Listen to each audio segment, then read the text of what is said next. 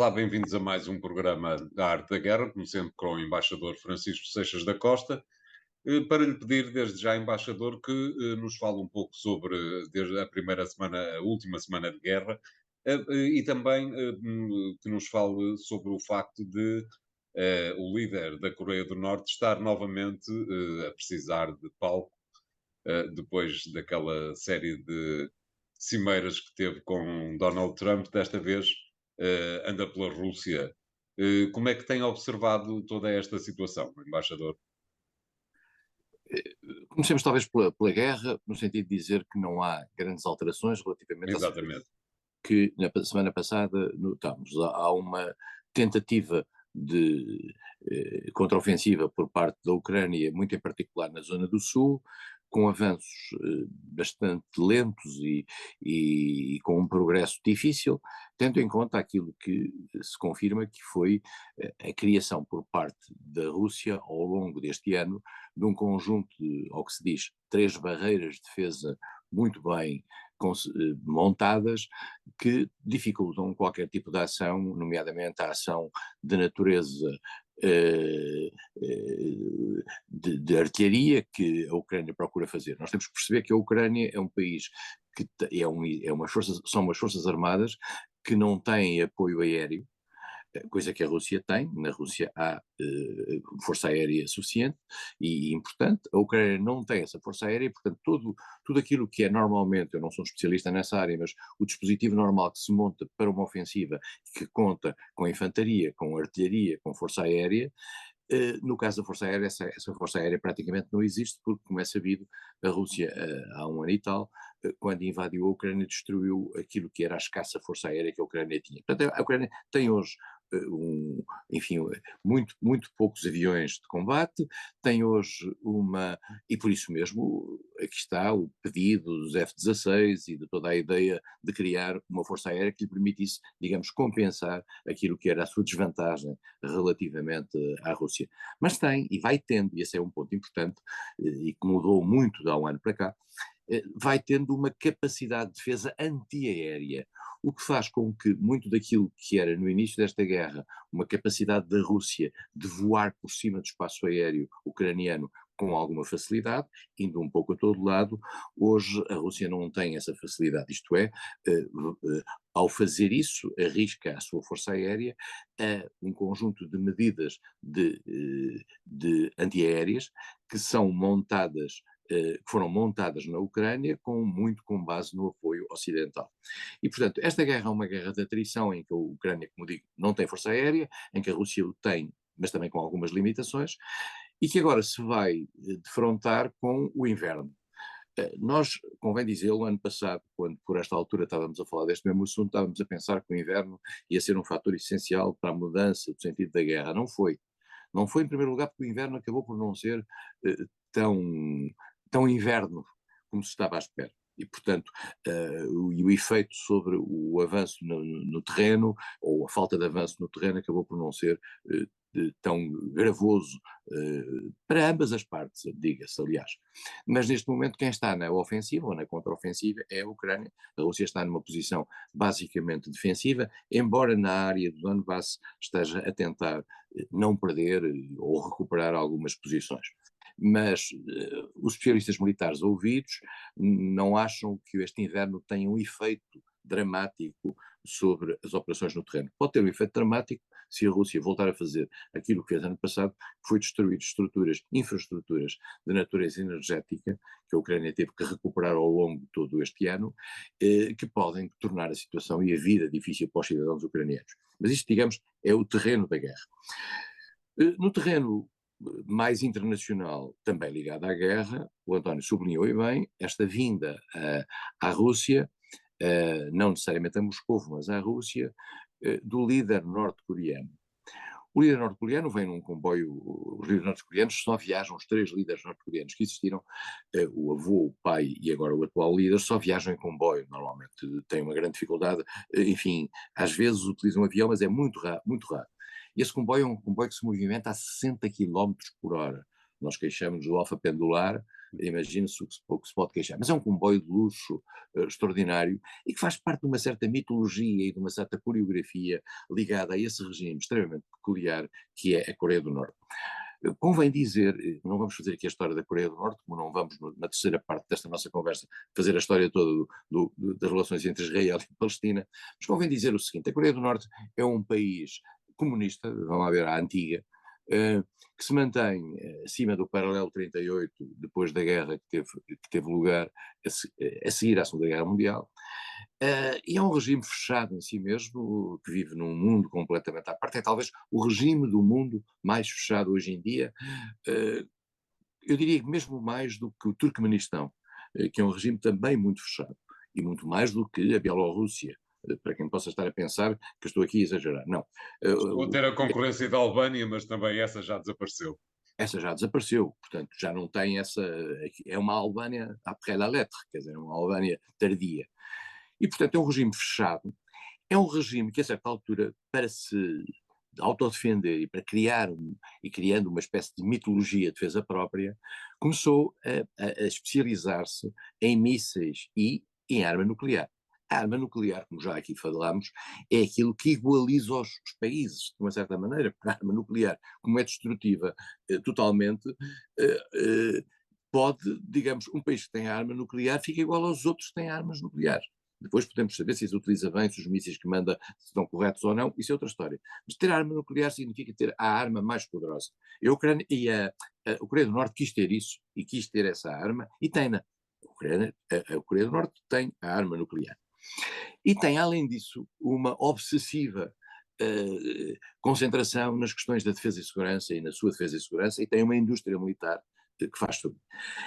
O facto de ter arma nuclear, isto convém lembrar, e ter mísseis que dispara, não se sabe bem como, porquê e porque não, tem a ver um bocadinho talvez com os humores da própria liderança, fez com que, eu sublinho isto porque isto é muito importante, fez com que, num passado não muito recente, não muito antigo, as Nações Unidas, no Conselho de Segurança, portanto aprovados pela China, pela Rússia, pelos Estados Unidos, pela França, pelo Reino Unido, tivessem imposto sanções à Coreia do Norte. Volto a dizer, com a Rússia e a China atrás dessas sanções.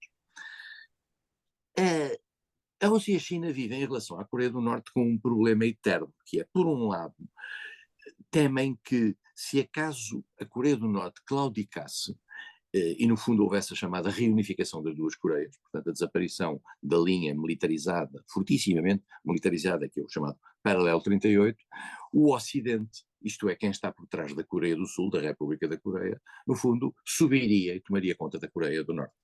E portanto, entre ter um regime atípico e estranho, como é o regime da Coreia do Norte, e a possibilidade dessa região, com fronteiras com a Rússia e com a China, passar a ser tomada por forças ditas ocidentais ou próximas do Ocidente, a China e a Rússia continuam a ter um diálogo crítico com a Coreia do Norte. Esse diálogo, não quero fazer aqui a história, mas este diálogo, a seguir à Guerra da Coreia, a Rússia, que na altura era a União Soviética, tinha um certo leverage e uma certa capacidade de influência ali.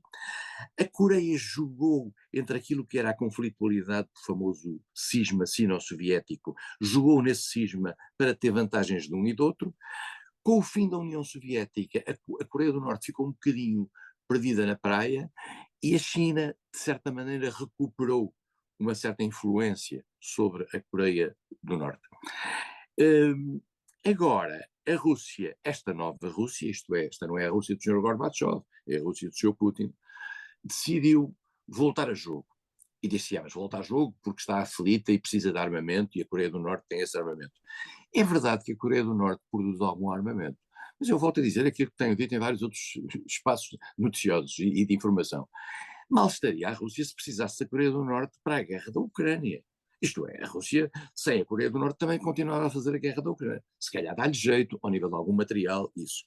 Fala-se muito de que a Coreia do Norte poderia estar a utilizar esta relação com a Rússia para obter apoio ao seu processo nuclear.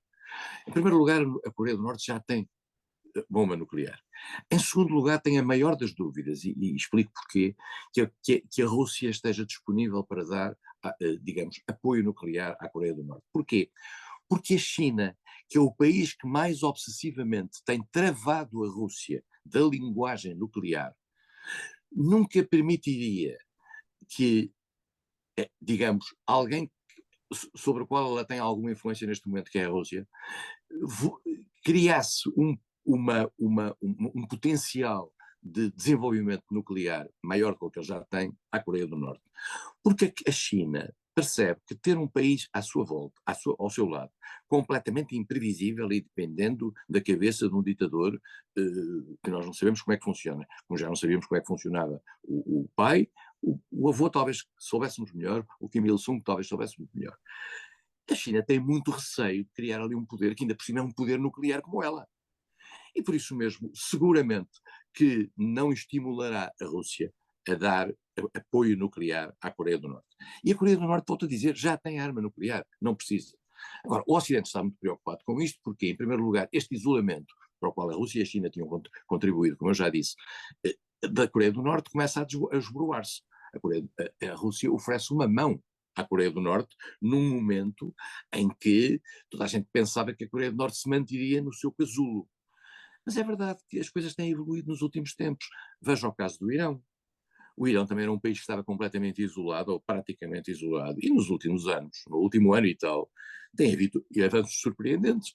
Não só a Rússia se aproximou bastante do Irão, e aí sim, os drones, etc., mas também a própria China foi capaz de mediar entre o Irão e a Arábia Saudita um acordo pela questão do Iémen, o que significa que também o Irão foi trazido dessa zona cinzenta para o palco de um país normal. Portanto, vamos ver o que é que isto dá. Por outro lado, também gostava de dizer uma coisa que tem sido esquecida na comunicação social, é que se a Rússia quisesse apenas comprar material de guerra à Coreia do Norte, não precisava de fazer um espetáculo com a vinda do líder da Coreia do Norte à Rússia. Fazia isso normalmente, fazia isso bilateralmente, tecnicamente. Portanto, a Rússia quer com isto dizer ao Ocidente: nós conseguimos ter relações com uma parte do mundo com quem vocês já se incompatibilizaram e, olhem, vejam o que conseguimos, agora trouxemos a Coreia do Norte para jogo. Claro que isto não agrada aos países que têm ajudado ao isolamento da Coreia do Norte. Obrigado, embaixador. Vamos fazer aqui o primeiro intervalo do programa de hoje. Voltamos já de seguida com o segundo tema. Até lá.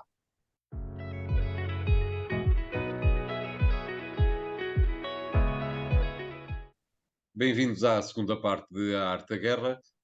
Desta vez para regressarmos a um lugar onde já pudemos ouvir o embaixador, a cimeira do G20, ou G20, mas para lhe pedir, embaixador, que nos fale um pouco daquilo que lhe parece ser um mimetismo, uma espécie de mimetismo, parece-me que patrocinado pelos Estados Unidos, que juntamente com a Arábia Saudita, a Índia e a União Europeia pretendem fazer um corredor comercial com uma ligação ferroviária entre vários portos e ligações marítimas, dado que estamos a falar de portos, que tem tudo para se assemelhar muito àquilo que era a Rota da Seda chinesa proposta há 2, 3 anos atrás. Como é que observa esta questão desta rota paralela e concorrencial ocidental, embaixador? António, eu vou-lhe pedir 2 minutos para podermos analisar as conclusões do G20. Nós falamos Claro, na claro. semana passada apenas do G20, da reunião, mas não, agora temos o resultado desta reunião. Nós, na altura, pensámos, e não pensámos mal, aquilo que era a conflitualidade que se previa dentro do G20 viesse ao de cima. E essa conflitualidade confirmou-se. Na realidade, o G20, face àquilo que foi a linguagem da reunião de 2022 em Bali, na Indonésia, linguagem essa que trouxe a questão russa para dentro do comunicado, e trouxe a questão russa para dentro do comunicado com, no fundo,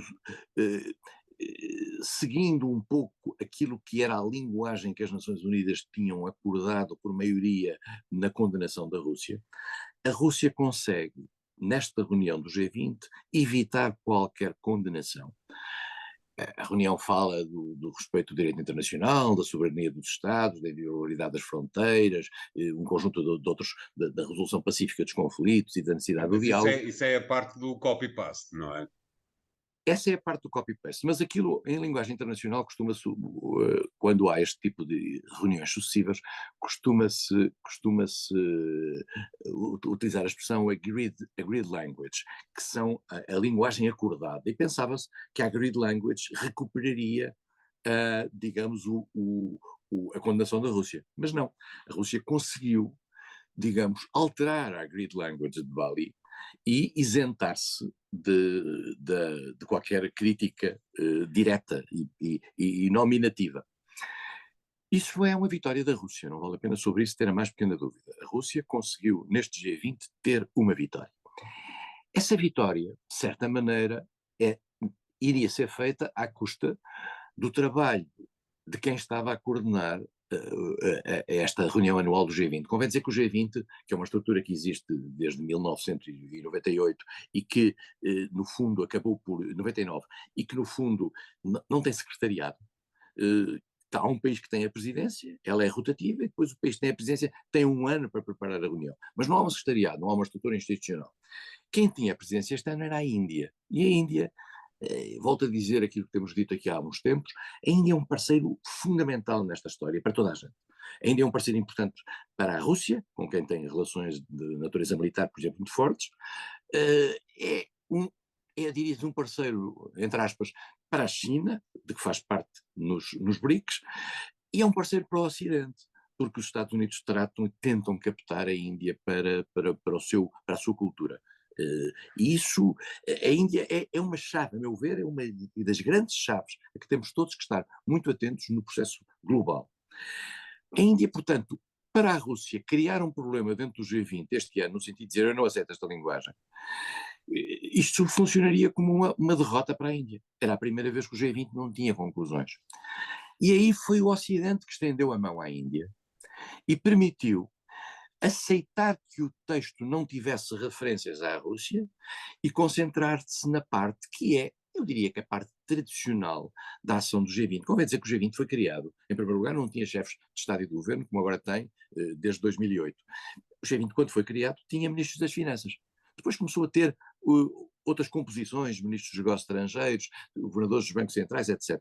Porque o G20 era basicamente criado para juntar países que representassem cerca de 80 e tal por cento do PIB mundial, 2/3 da população, uma parte muito significativa, 65% do comércio global, para tentar acordos que juntassem os países do Norte com os países do Sul, os países emergentes do Sul.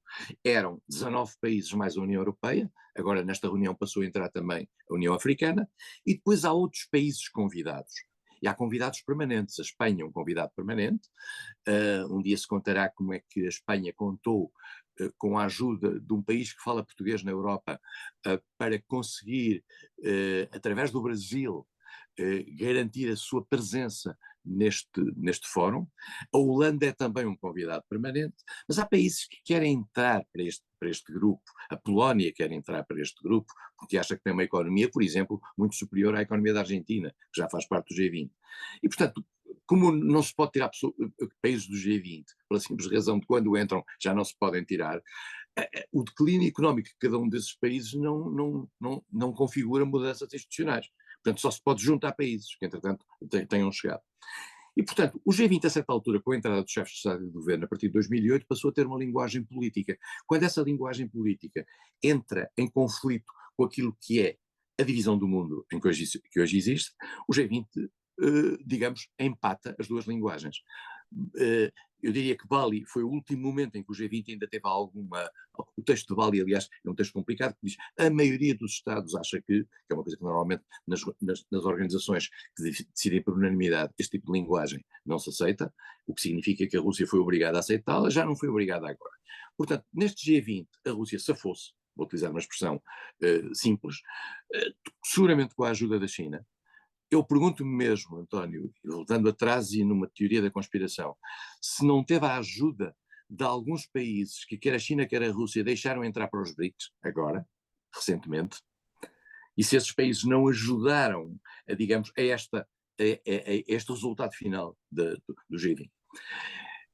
Ao lado do G20 surgiu aquilo que o António disse, que é um projeto de desenvolvimento de infraestruturas lançado com dinheiro dos Estados Unidos, da Arábia Saudita, da Índia e dos Emirados Árabes Unidos, que são um tradicional aliado dos Estados Unidos, mas que curiosamente entraram para os BRICS.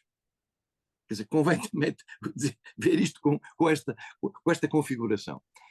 E, portanto, no fundo, este projeto é um projeto de competição, claramente, com a nova Rota da Seda que a China quis montar. Só que a nova Rota da Seda já está em funcionamento há muitos anos, há bastantes anos. Isto é só um projeto. Portanto, a lógica é uma lógica similar, mas é só um projeto. Vamos ver agora, quando chegarmos às coisas de fundo, se por aí vamos.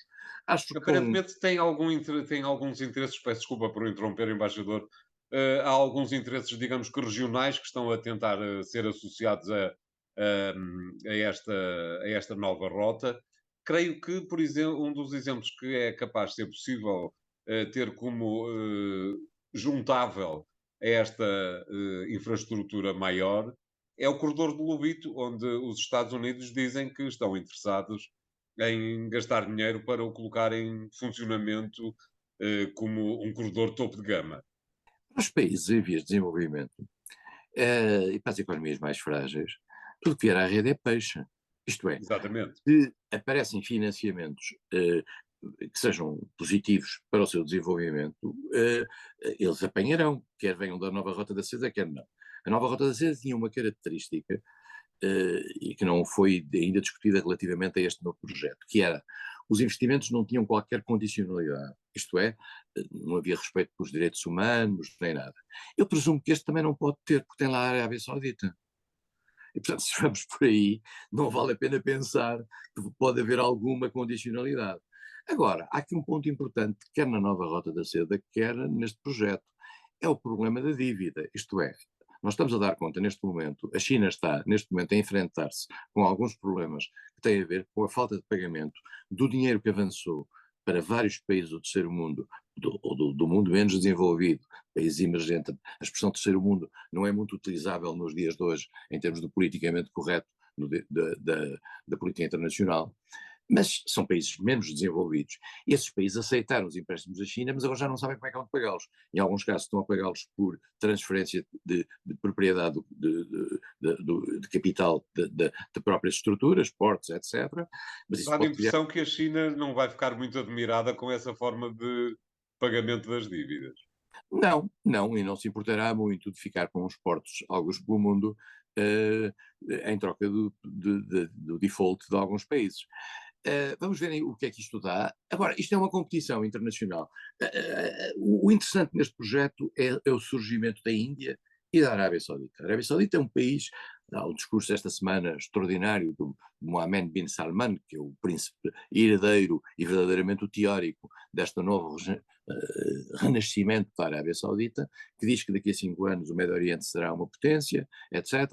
E faz uma espécie de uma análise, fez até uma espécie de uma análise a cada um dos países, mesmo daqueles com quem tem dificuldades, que é o caso do Qatar. Portanto, nós estamos à espera de uma nova afirmação da Arábia Saudita, que no fundo corresponde, de uma certa maneira, a uma orfandade daquilo que era o apoio americano no passado e a saída dos americanos, muito claramente afirmada por Obama. Depois Biden teve ali Trump teve ali uma aproximação, Biden teve um momento em que, antes de ser presidente, disse que, no fundo, congelaria todo o relacionamento com a Arábia Saudita, depois de ser presidente já lá foi, e embora não tenha estendido a mão a Mohammed bin Salman, deu-lhe um punho contra o punho, enfim, todas estas Bem-vinda a pandemia. fotografias, mas é uma pandemia tardia, portanto, estamos aqui num mundo de reajustamento de estruturas, que esta crise provocada toda, vamos ser claros, pela conflitualidade entre os Estados Unidos e a China e pela emergência da guerra da Ucrânia, está a criar. Estamos aqui num mundo de placas tectónicas, para utilizar uma coisa muito tristemente próxima, a mexerem-se, e é isto que, no fundo, resulta da reunião do G20 e desta nova coreografia americana, indiana, Arábia Saudita e Emirados Árabes Unidos. Muito bem, obrigado, embaixador. Vamos fazer aqui o segundo intervalo do programa de hoje. Voltamos já de seguida e até lá.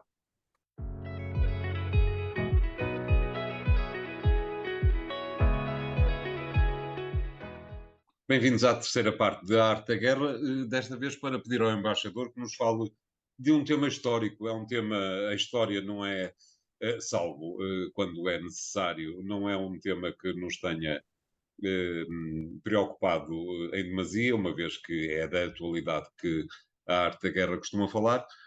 Mas desta vez propusemos ao embaixador que nos fale um pouco daquilo que aconteceu há 30 anos, exatamente no dia 13 de setembro de 1993, que foi a assinatura dos acordos de Oslo com o beneplácito dos Estados Unidos, de Bill Clinton, entre Israel e a Palestina. Do seu ponto de vista, embaixador, sobra ainda alguma coisa desses acordos ou eles foram completamente incinerados? Sobra uma memória apenas, eu acho que sobra apenas uma memória. Esses acordos tiveram lugar depois de algumas conflitualidades objetivas no terreno, nomeadamente a Guerra dos 6 Dias de 67, depois a Guerra do Yom Kippur de 73. Há aqui um conjunto de conflitualidades que Israel teve com a sua vizinhança, e aquilo que é verdadeiramente a potência tutelar do Médio Oriente, que se chama Estados Unidos, e que no fundo tem uma espécie de sentido de proteção global sobre Israel, sobre a presença de Israel ali, e sobre a ideia de que Israel estava cercada de inimigos. Os Estados Unidos acharam que deviam fazer algumas iniciativas e, digamos, nas Nações Unidas, embora estivéssemos em tempos de Guerra Fria, convém dizê-lo, foi possível aprovar, por uma iniciativa inglesa, mas manifestamente também apoiada por todos, por unanimidade, a resolução 242, que é uma resolução que, no fundo, desenha aquilo que é o possível acordo ali na zona, do respeito pela criação de 2 Estados, etc. Teríamos aqui 4 horas, e eu não tenho os dados todos, para fazer, digamos, o historial daquilo que tem sido a situação da relação entre Israel e a Palestina. Desde a criação da Autoridade Palestiniana, que passou digamos, de uma mera entidade terrorista como era vista por Israel e também por muitos países ocidentais, até porque tinham muitas atividades que tinham essa natureza. O terrorismo foi utilizado no passado por várias entidades, inclusivamente por parte de Israel. Eu dormi no Hotel King David com o Dr. Mário Soares em 1995, que tinha sido bombardeado pelo Menahem Begin, à frente de uma estrutura terrorista, digamos, judaica. E também devo dizer já agora que no dia seguinte almocei com Yitzhak Rabin, com o Dr. Mário Soares, e no dia seguinte estávamos a jantar com Arafat quando Yitzhak Rabin foi morto. Isto no dia 5 de outubro, no dia 5 de novembro de 1995. E portanto estamos a falar de 2 anos depois dos acordos que o António trouxe hoje aqui à colação. Havia um sentido de otimismo muito grande. A União Europeia comprometeu-se nessa altura para atuar em favor dos acordos. Israel e os Estados europeus e ocidentais procuraram estimular uma ligação bilateral a cada um dos países árabes. Isso foi possível fazer com exceção da Síria, porque Israel também não desocupava os Montes Golã, que eram propriedade território sírio, e a Síria só 2 anos depois é que veio a apoiar os acordos de Oslo. Oslo I, que é assinado, digamos, em Washington, Oslo II, que é assinado em Taba, no Egito, 2 anos depois. A Síria só reconhece condicionalmente em 97 esses mesmos acordos. Parecíamos que estávamos num grande caminho. Eu recordo, já agora que estamos a falar de história, vou contar uma história para a história.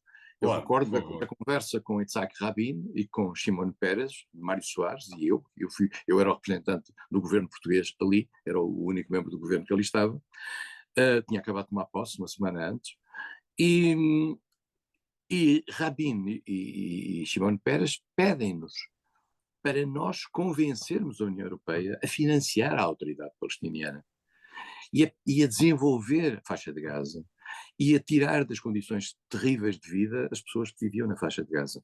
Isto era um pedido concreto, ouvido da boca de Rabin. E no dia seguinte, um terrorista, um assassino judeu, matou Rabin, precisamente porque achava que Rabin estava a ir longe demais naquilo que era a sua atitude positiva. E na noite em que Rabin morreu, eu estava Mataram, sentado morreu com ele. eu estava sentado ao lado, à esquerda dele, o Dr. Mário Soares estava sentado à direita dele, num jantar em Gaza. Eu vi a cara de Arafat completamente destruído com a circunstância por ter percebido, porque ele percebeu que estava ali, era o princípio do fim do processo de paz. Costuma-se dizer que Arafat teve depois várias oportunidades, com Ehud Barak, etc., para resolver a questão. E dizia-se esta frase, que é uma frase terrível, que no fundo funcionava contra Arafat, dizia-se: Arafat nunca perde uma oportunidade para perder uma oportunidade.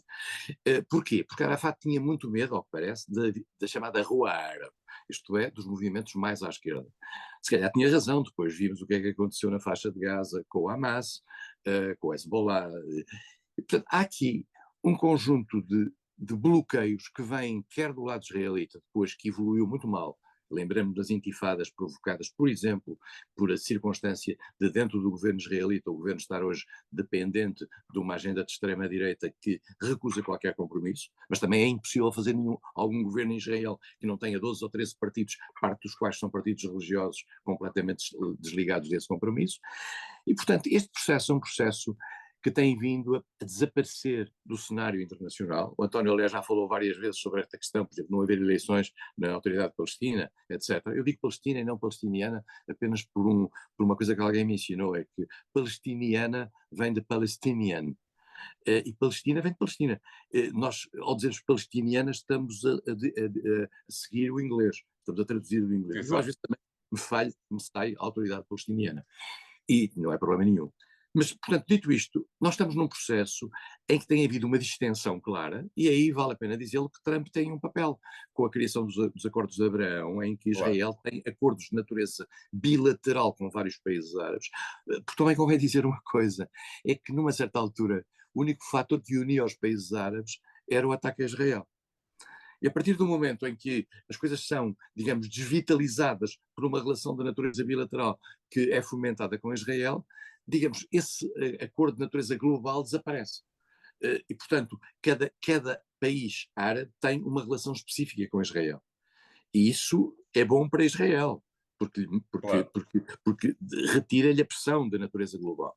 Agora, aquilo que se passa em Gaza e na faixa ocidental do Jordão, e aí particularmente com os colonatos contrários a todas as resoluções das Nações Unidas, não só a 242, mas também a 338, E onde acaba, vive o Ministro da Segurança, por sinal. acaba por, digamos, ser um desafio àquilo que são os acordos e as resoluções das Nações Unidas. E mas as resoluções Unidas valem o que valem. Não, mas é que acontece o seguinte, isto é que é, digamos, o auge da hipocrisia internacional. As resoluções das Nações Unidas só são aprovadas se tiverem o acordo dos 5 membros permanentes do Conselho de Segurança. Acordo esse positivo ou pela abstenção. Portanto, qualquer membro permanente do Conselho de Segurança devia, à partida, ser favorável à implementação daquilo que deixou aprovar. Mas nós temos percebido que os Estados Unidos não querem forçar Israel a cumprir aquilo que eles próprios determinaram que se cumprisse. Estamos aqui numa zona de hipocrisia, num terreno de hipocrisia. Ainda se podia dizer, António, isso é um ponto interessante, ainda se podia dizer que no tempo da Guerra Fria o desequilíbrio se provocaria. Não, mas hoje em dia não há desequilíbrio de Guerra Fria nenhuma. Pois claro. A Jordânia ou o Líbano, o caso da Síria é um caso à parte, mas o Egito, que é o maior receptáculo de financiamento militar dos Estados Unidos, desde o tempo de Menachem Begin, com Sadat, do acordo de Menahem-Begin com Sadat, os acordos de Camp David. Desde então, o Egito não é um inimigo de Israel e colabora com Israel. Portanto, os Estados Unidos só mantêm o apoio a Israel da maneira que o mantém, não é que não o devam manter, porque tem um lobby interno fortíssimo que tem a ver com a comunidade judaica nos Estados Unidos, que Claro. obriga os partidos, que no passado era mais o Partido Democrático e agora é o Partido Democrático e o Partido Republicano, a manterem esta linha comum. Portanto, para voltar ao princípio, os acordos de hoje são uma bela memória, são um tempo muito simpático, deram à Noruega um fogacho, digamos, de intermediação internacional muito agradável. É na Noruega que é entregue o Prémio Nobel da Paz, que aliás foi entregue, vale a pena lembrá-lo, a Arafat e a Yitzhak Rabin, e portanto estamos neste momento num tempo em que tudo isso é história. Obrigado, embaixador. Eu recordo que tudo isto é história e que é absolutamente impossível perceber a atualidade sem se saber história. Continuem a seguir o programa nas redes sociais do Jornal Económico, onde encontram os podcasts respectivos. Obrigado e até a próxima.